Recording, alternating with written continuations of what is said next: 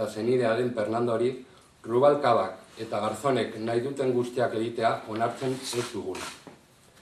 Fernando ez litzateke espetxean egon beharko. Inoiz ez litzateke epaiturik izan beharko bere ideiak defendatzeagatik. Euskal Herriak pairatzen duen gatazka politikoari irtenbideak exigitzagatik eta bilatzagatik. Hau delito alda? Ez. Fernando, bozeramaile politiko izateaz gain, gure auzokidea da. Gure zenidea eta gure laguna. Eta alde honetatik, ezin dugu onartu bere espetxeratzea eta bere pertsonaren erabilpena.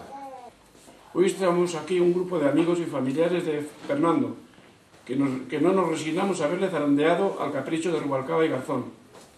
Fernando no debía estar encarcelado, ni siquiera debía estar imputado por defender sus ideas, por reclamar y por buscar soluciones al conflicto que padece Euskal Herria, su pueblo y nuestro pueblo.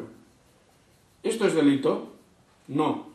Fernando es además un importante interlocutor político, un vecino, un familiar, un amigo, y como tal no aceptamos su encarcelamiento y su utilización. En Berrizal y en Euskal Herria sobran personas como él.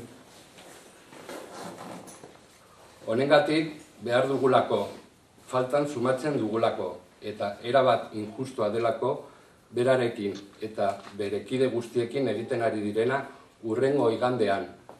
Otsailaren 7an, antolatua den manifestazioan parte hartzera dei egin nahi dugu. Eskubide politikoen alde, Fernando askatu lemapean, eguerdiko 12:30 Eguzki plazetik abiatuko dena. Mobilizazio honetara deitzen ditugu Fernando ezagutzen eta preziatzen dituzten pertsonak. Bere espetxeratzearen injustizia ikusten dituztenak.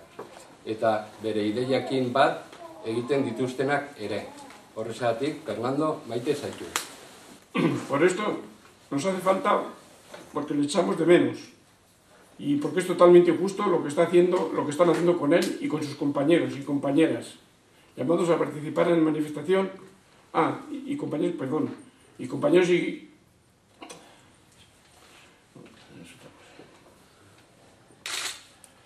llamamos a participar en la manifestación para el próximo domingo 7 de febrero, que partirá a las 2:30 a la plaza de Eguzki. Queremos que todas las personas de este pueblo que conozcan y por tanto aprecien a Fernando, a quienes ven la injusticia de su encarcelamiento y a los que comparten sus ideas, acudan a esta movilización.